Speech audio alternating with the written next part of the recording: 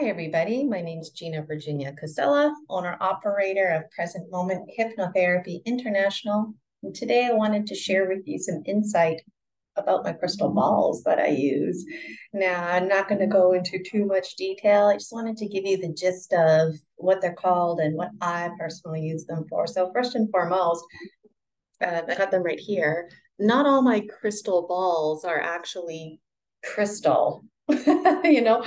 Um, and for example, like the clear quartz crystal ball, that's accurate. And I have a tendency of just calling all of my tools that are in a ball shape a crystal ball. And so it's something to be aware of because if you specifically wanted a quartz, then you need to know that when you're shopping around. If you don't care and you just want a crystal ball, you can get one. You can also get any of these in different shapes. This was totally not naturally found like this. There are, it's called sacred geometry when you find a perfect sphere or a perfect triangle that do occur naturally in nature.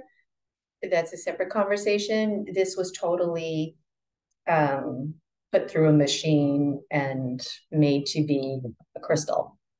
So the reason I first started out with crystal balls is because I was very much interested in this concept of healing with the earth and food being a medicine and how there's minerals in our body, minerals in food.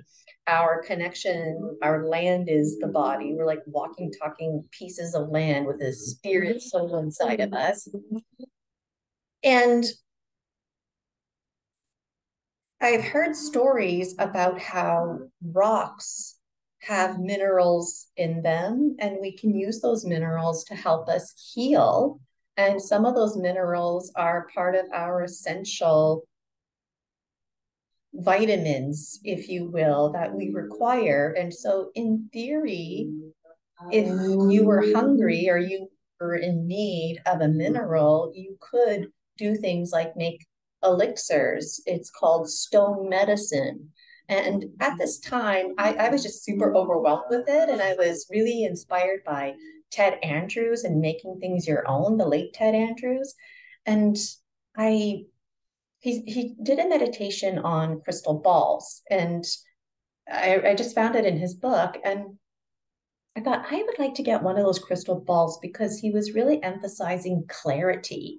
And so I bought his book, which I didn't, I don't have it handy right here, but it's about crystal balls. And I was overwhelmed.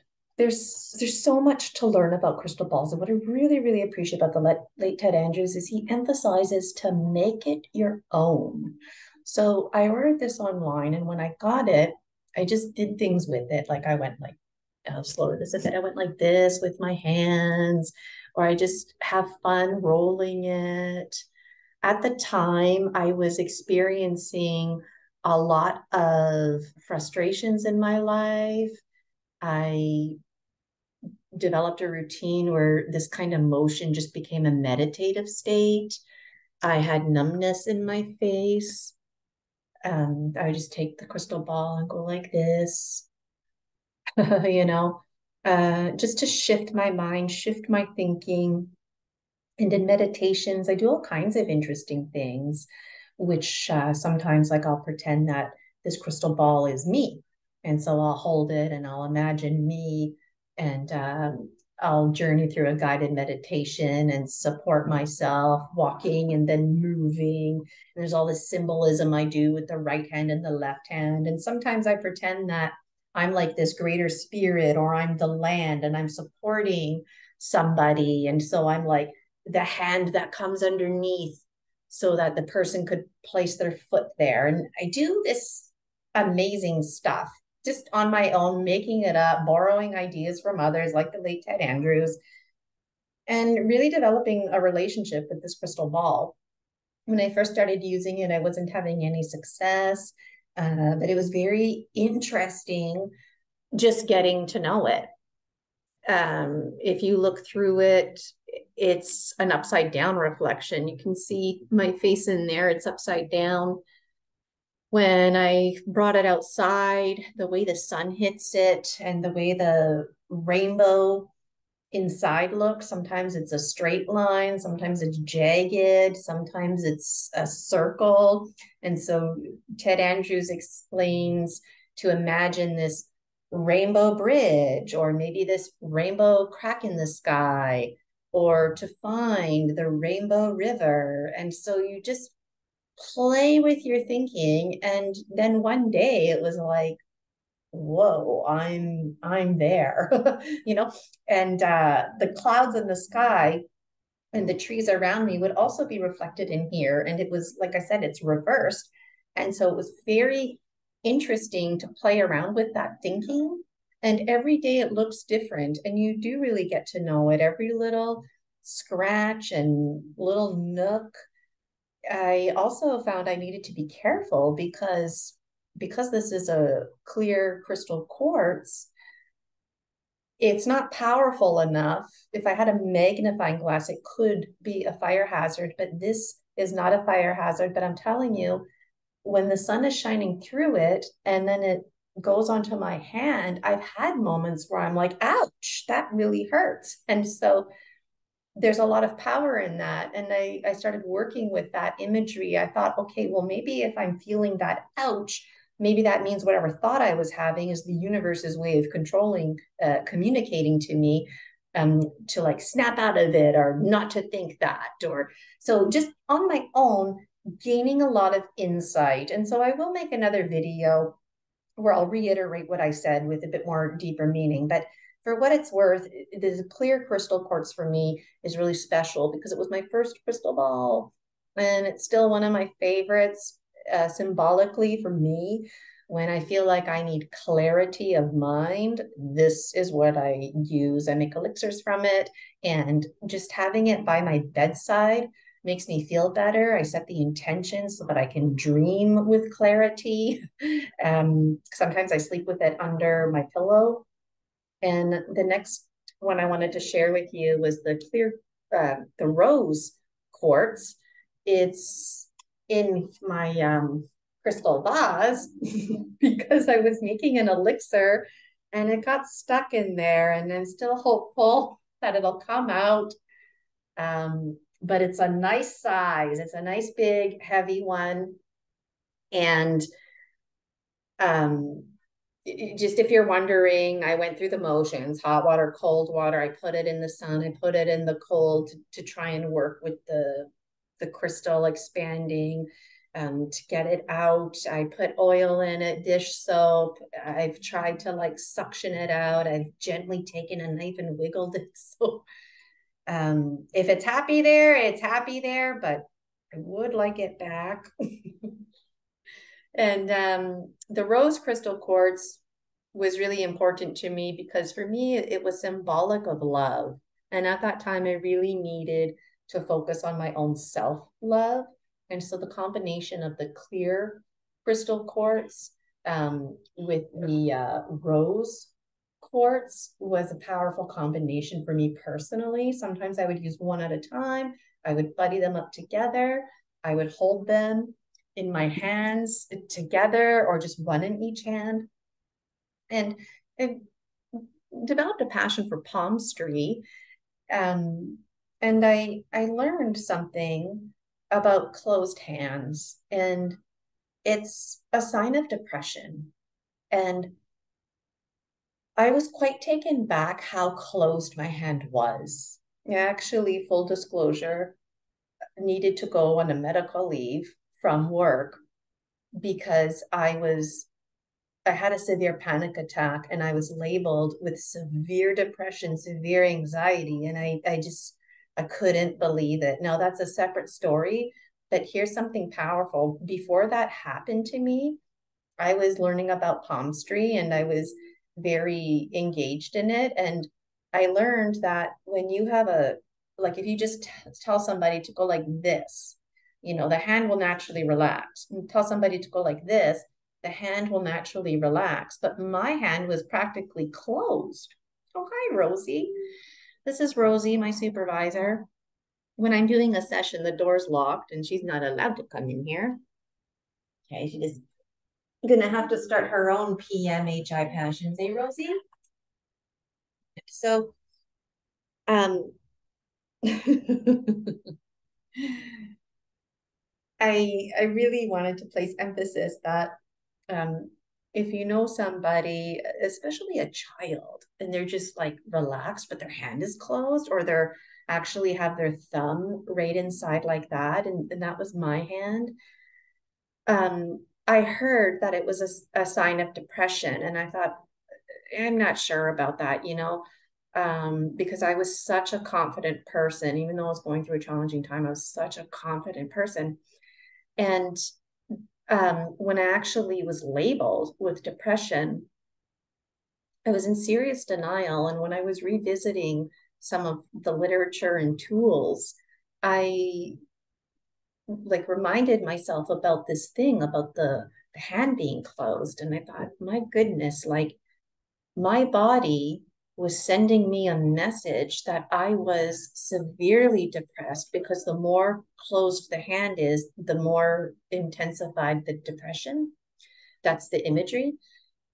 And I found it fascinating that my body was actually communicating to me very loud and clear, like months before I went on leave, that I was struggling with depression, not just depression, but severe depression, because both of my hands were always like this. And honestly, I felt like I was nurtured when I was like that. I remember being in my bed and my blanket, and I would intentionally do this because it just made me feel like I was all in a nice cozy cocoon, safe and sound. But really, my body was screaming out to me, "You are severely depressed." And so I got like super pissed off at the situation and I said, I am snapping out of this. And so I declared right there on the spot that I will not have a closed hand, and that, depression doesn't happen overnight. And so healing from depression also doesn't happen overnight. So I wanted to work with my subconscious mind. And so I said to myself, consciously, if I notice my hand is closed, open the hand. But what happens when I'm sleeping? What happens when I'm watching TV? And so I thought, I'm going to hold on to this clear crystal quartz, and I'm going to hold on to this rose quartz, which of course wasn't in this vase at the time. That way my hands are open.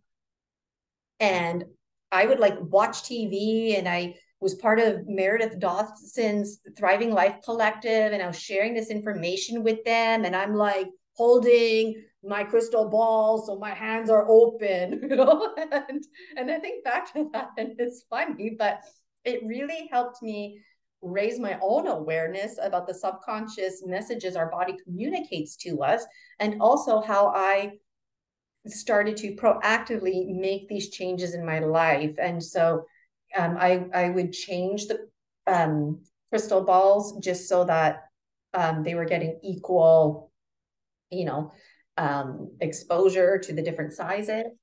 And I also wanted to share with you, when I was sleeping at night, I would mindfully and consciously put my hand flat under the pillow, and then I would put my other hand flat under the pillow. That way my hand stayed open. And if I could open my fingers, this is just me talking, but I to me, this is a very powerful symbol of free will. So it's just like the open hand is like awesome, but if you can open it like that, that's representative of power and free will, confidence.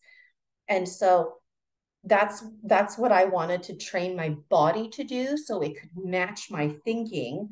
And sometimes I would put my hands between my legs and fall asleep like that, or one hand like this under the pillow, one hand under the leg. Sometimes I would hold on to this crystal ball while I fell asleep. And when I woke up in the middle of the night, I my hand would be closed and I'd be like, ah, shoot, and I would open it.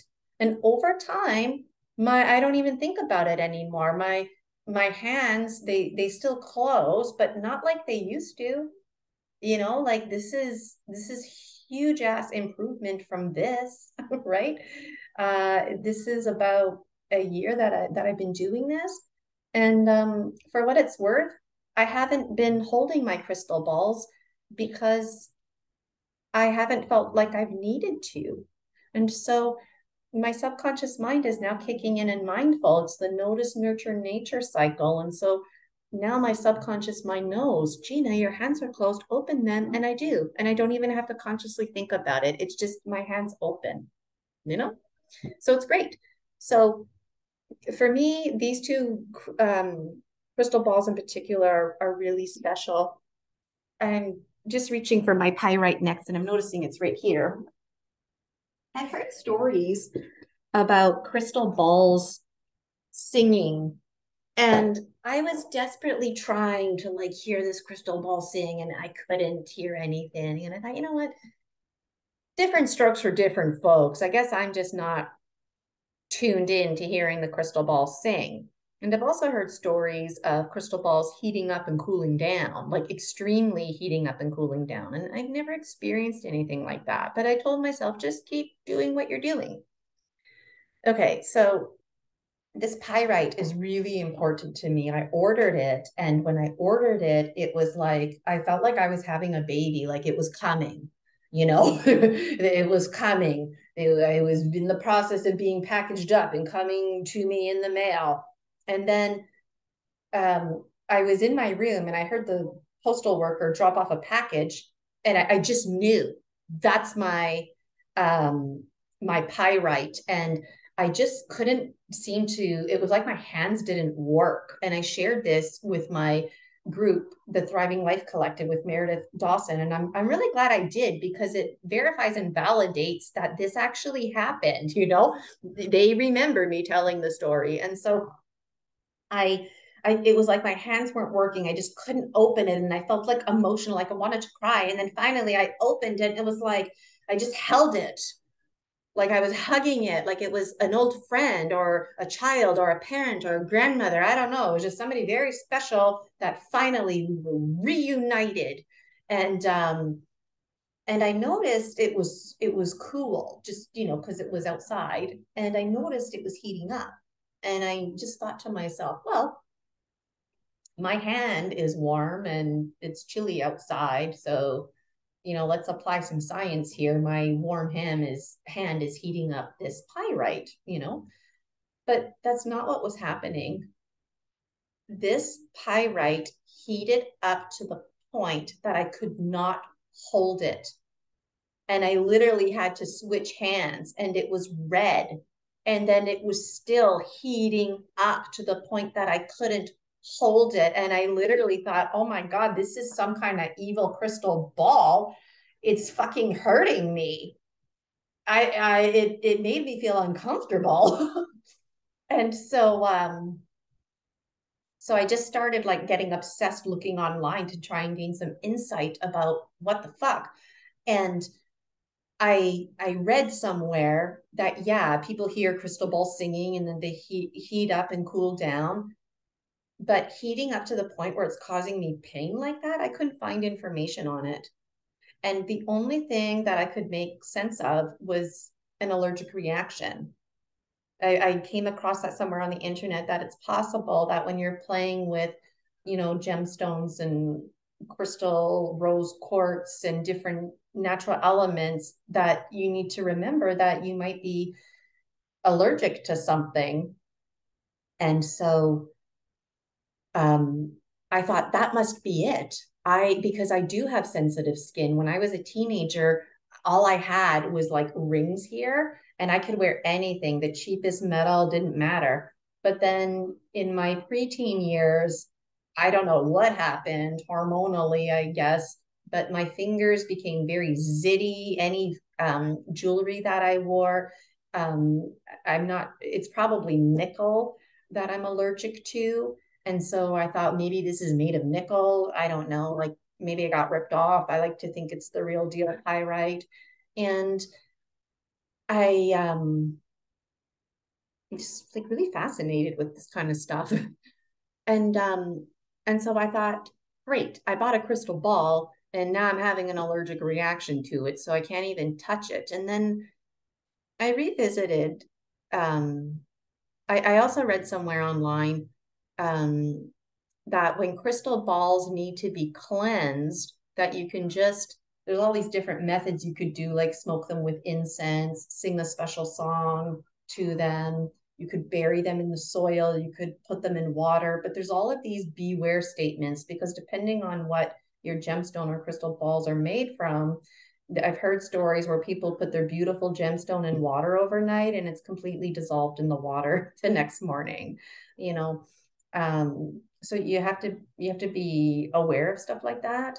And anyways, one tip I got was to place your tools in the moonlight. Just leave it on your windowsill, good 24 hours, make sure it gets that moonlight, and then it's cleansed, it's recharged, and it's the moon's energy working with the crystal ball, clearing it.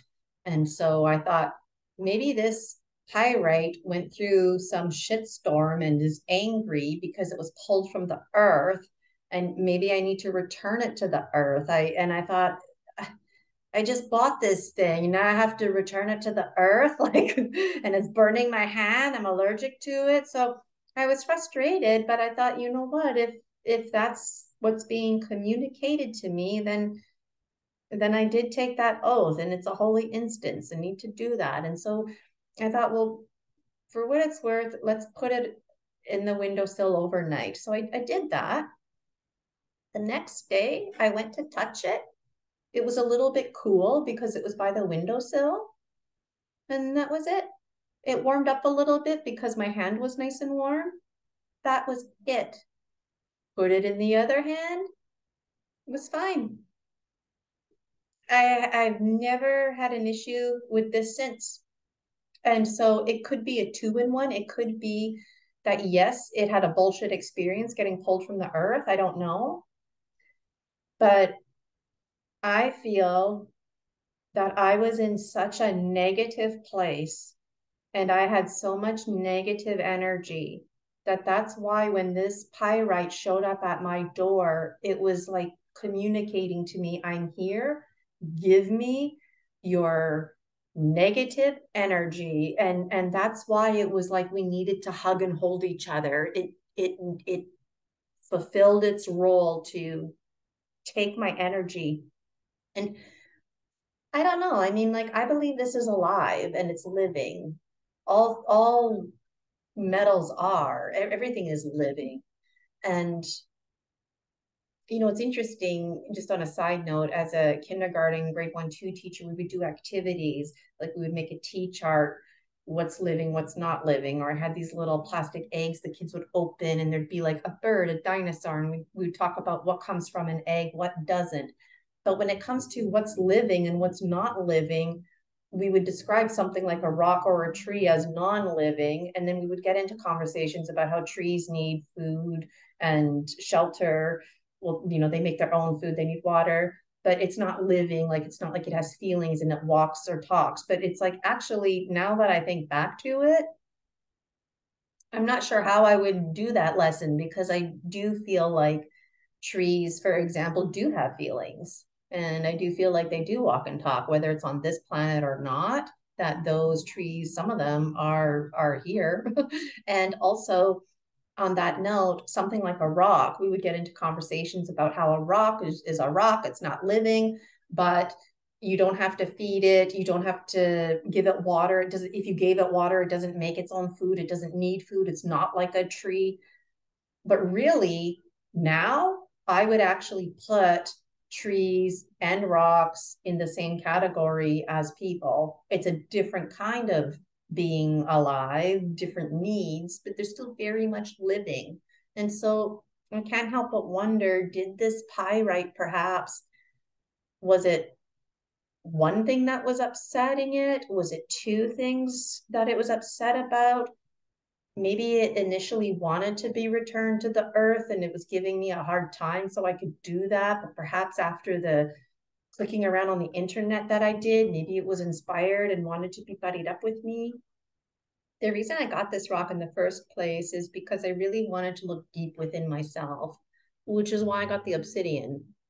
So just to switch for a moment here, the obsidian is not a quartz, okay? It's obsidian, and I got it because my understanding was the color black is a color of protection, the womb and tomb. And again, for myself personally, the connections I've made. And so if you're listening to this and you're like, that's not what obsidian represents, like, good for you. This is about me. Okay. So, so when I feel like I need to have an honest conversation with myself and go deep and dig deep and talk to my spirit guides and really look deep within, emphasis on going deep and really grounding myself. If I feel like I need to connect with the earth, it's all the obsidian. But on that note, if I need more focus about my identity and who I am, basically the pyrite for me serves the same purpose, but when it as the obsidian, but when it comes to my personality and my identity and who I am and why I do things, and if I feel like I'm comparing myself to other people, I don't mean to. I don't compete with anybody, but every now and then our thoughts take us in those directions, right? So for that, those reasons, that's when I know I need to use the pyrite. And the reason I got this pyrite was I was really inspired, um, because pyrite, as you know, is fool's gold. It looks like gold because it has that gold shine, but anybody who's a miner can take one look at gold and pyrite and tell you the difference. Folks like myself, my papa, my mom's father was a miner. He had a work safe issue and actually was crushed in the mine by rocks when my mom was 12, 13 years old. He died. And my hometown, Timmins, Ontario, that's actually an all too common story. Folks, my mom's only 20 years older than me. And that was like I said, a common story for miners not to be coming home. Anyways, if you're a miner, you would know the difference. If you're not a miner, you could totally get ripped off. And a lot of people get ripped off. And there's a parallel to be made about pyrite, representative of being blonde. I'm sorry, gold, representative of being blonde like Barbie and being very pretty and being shiny and beautiful. And then pyrite is representative as like, being skipper, I guess. Like you're still beautiful and whatnot, but you're not Barbie, right? Like you're not the number one selling doll. Barbie sells a lot more than Skipper. Everybody is attracted to that blonde, bright, beautiful, big hair, right? There's something about big, blonde, beautiful hair. And we often compare ourselves in times of low self-esteem, whether we're conscious of it or not. We compare ourselves to people who we think are prettier than us, that maybe they're better than us, and we might even try to be like them. And it's one thing to be inspired, but you got to recognize when you're not honoring who you are. And so pyrite is a powerful reminder that, for example, all the colors in the rainbow are necessary: red, orange, yellow, green, blue, purple. And so if gold is the color yellow, for example, and pyrite is the color red, well, the colors red and gold can't be competing with each other in the rainbow spectrum. Can you just imagine? Or can you just imagine if the color red all of a sudden in the rainbow spectrum had low self-esteem and faded away, and then the color gold, yellow all shone through? Like it just that's not balance. And it's part of this concept of oneness. We together create the rainbow. We are each a spectrum, we're each a color, and whatever we are, no one can be us like us. We are the only versions of ourselves out there. Nobody can be you like you. So no matter how much you want to try and be gold, you can't. You can't be gold. And if for some reason you wanted to be the obsidian, well, you can't do that either because you're pyrite. And so this was very, very powerful to me. Um, these weigh different weights as well. And so it's just interesting on a subconscious level to play with them and pick them up and trying to remind myself which one is which. And also when I'm doing activities like this, it's like, whoa, because this one's a lot heavier. The obsidian is like super, super light. This one's heavy. Okay, so now you know about the pyrite and where I'm coming from. The obsidian, I don't really have anything else to say about it other than what I already mentioned. This next one, the angelite, uh, when I got it, it had a chip in it. And it was extremely, extremely phenomenally well packaged. So it did not break on the way to me. It probably just the person who was handling it probably bonked and then picked it up, packaged it, and didn't even realize it was bonked. And so I called up the place and I let them know. They gave me my money back and they said that I could just keep this.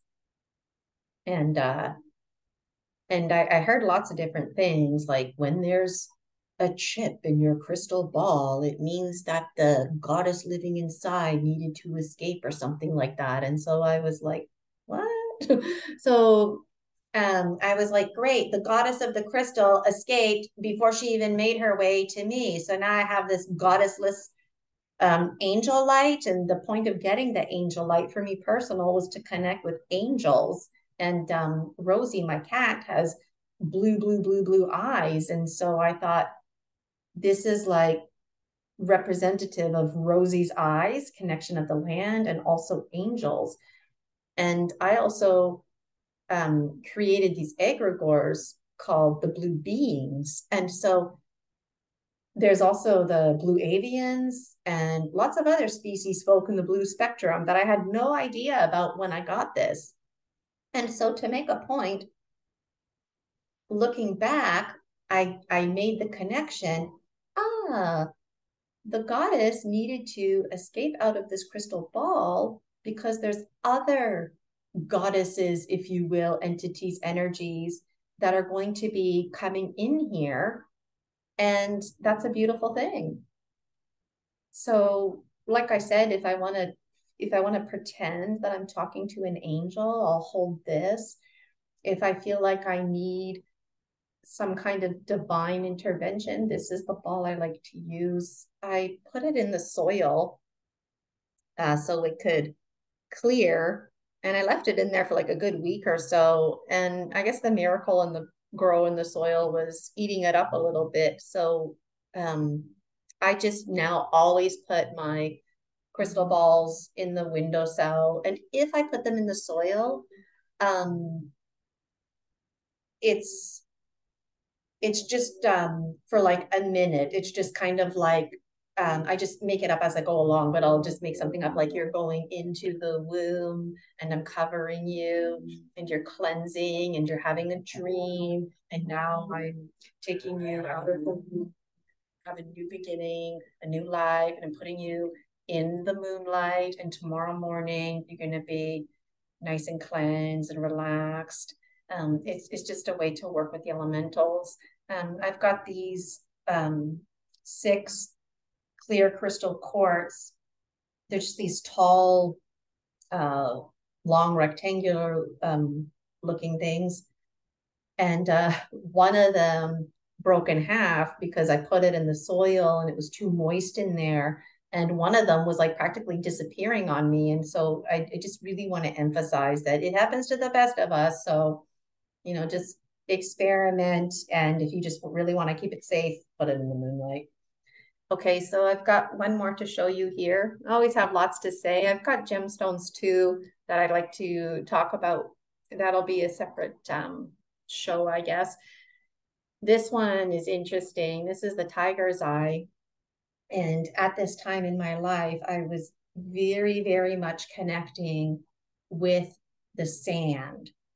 I kept having these meditations, big gold, kind of like nail polish blobs with black mixed in, like a black blob. Like it wasn't like black and gold mixed together. It was like a big gold blob with a black blob mixed in there. And there was like visions that would unfold, and it was always this oneness. Like I would be at the beach and then I would sink into the sand, and then I would come up and I would be something different, and then I would sink into the sand, and then I would come up and I'd be something different, and my body would like be totally discombobulated, and then I would go into the sand, and I would just always be changing. And this was the universe's way of communicating to me that I am the sand. I have a very strong connection to the physical earth, specifically the sand, soil, dirt, dust. I do believe we're all made of stardust. Every single piece of our body is a piece of stardust.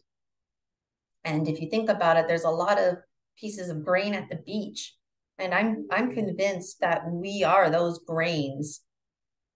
And so at this time, I didn't know that that's what I thought. And so it's like my subconscious mind was providing me with some information that I wasn't aware of on a conscious level. Right. And so that was a cool connection. And also, Tiger's Eye is very beautiful and sparkly to look at. Um, there's lots of weaving, and it's very I know you can't really see it good on here, but there's lots of layers. If I turn it around, sometimes it's see-through looking. Some parts are more sparkly than others. You can imagine these swirls are rivers, um, portholes. If it's a jaggedy kind of line, that could represent a mountain. You just work with the imagination. Like you can go online, Google tiger's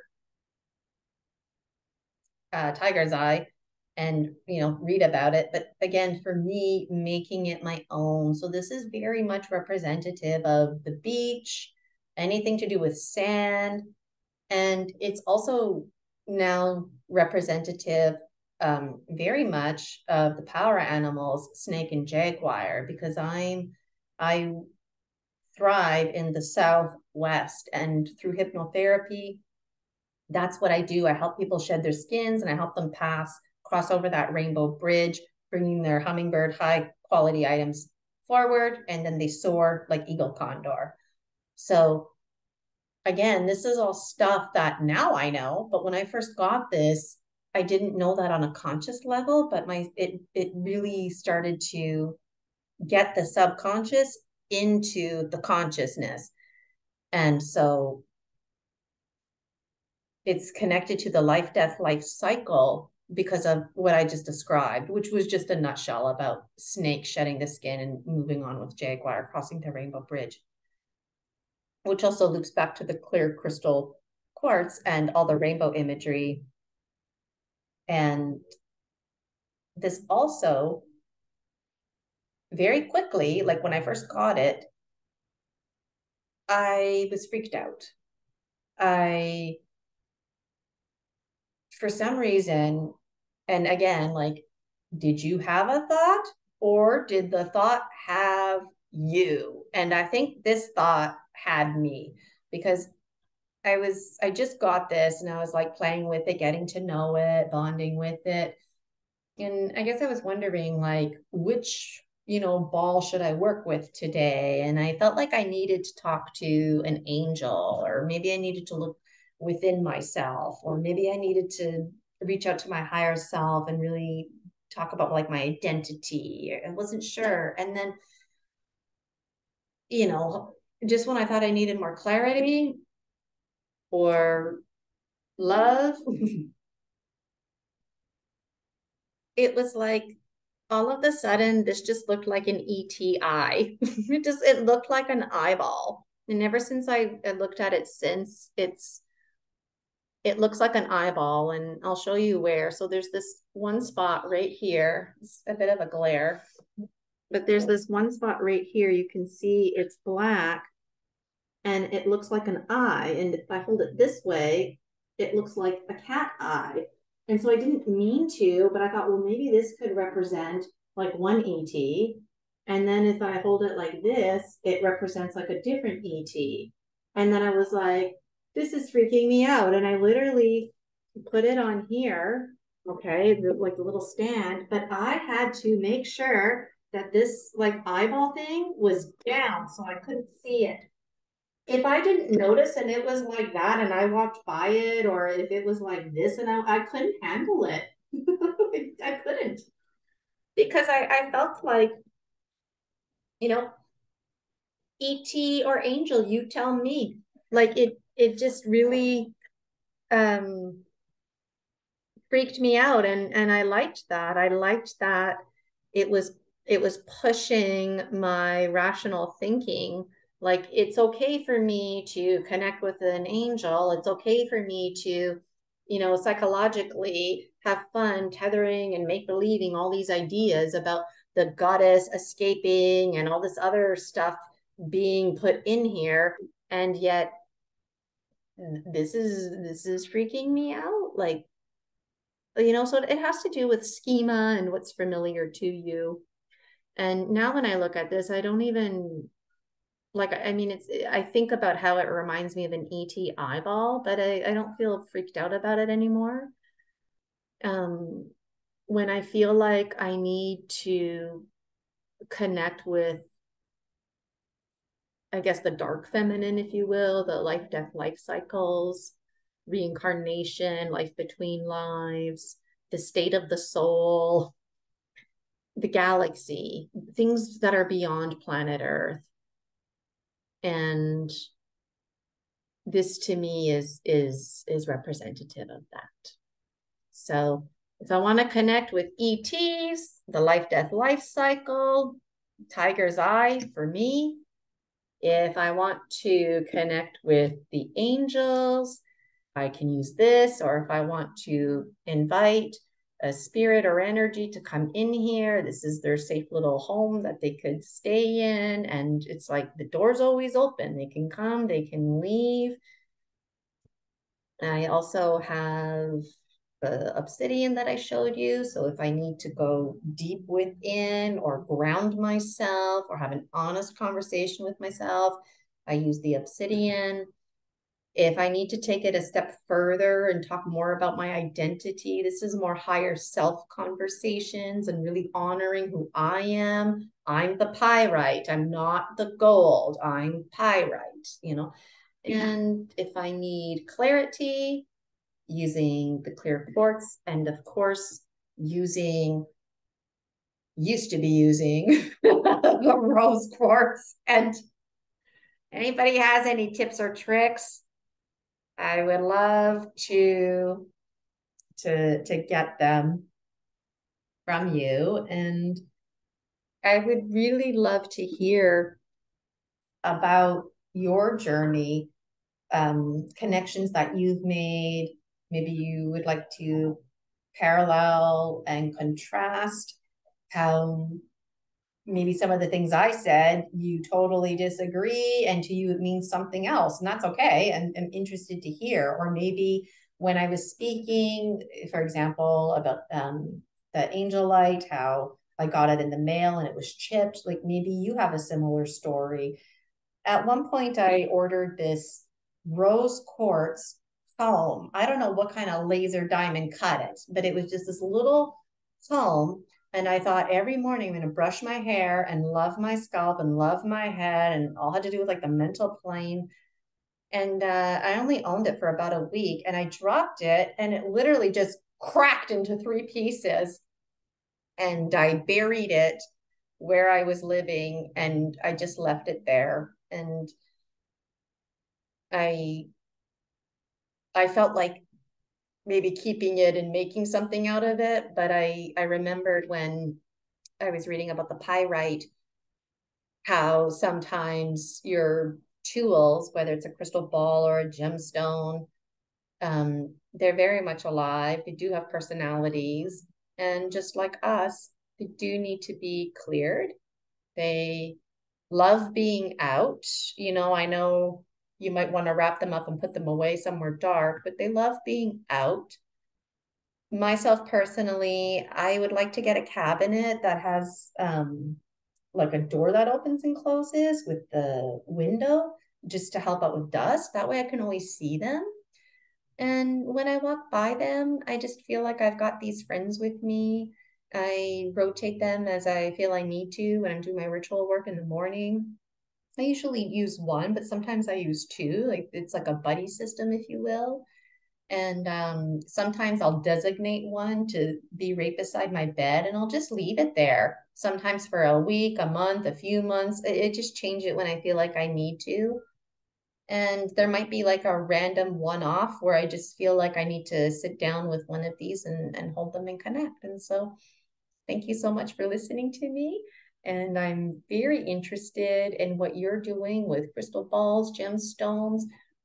A lot of people, they don't like crystal balls because they are, like I said, manufactured. And after my own personal learning, and I meant to mention this when I was first talking about um, the uh, the pyrite, that I have a different perspective now because I was just beginning this journey with crystal balls, and I actually don't want any crystal balls. I want just the actual rock as is, because I just feel like these are alive.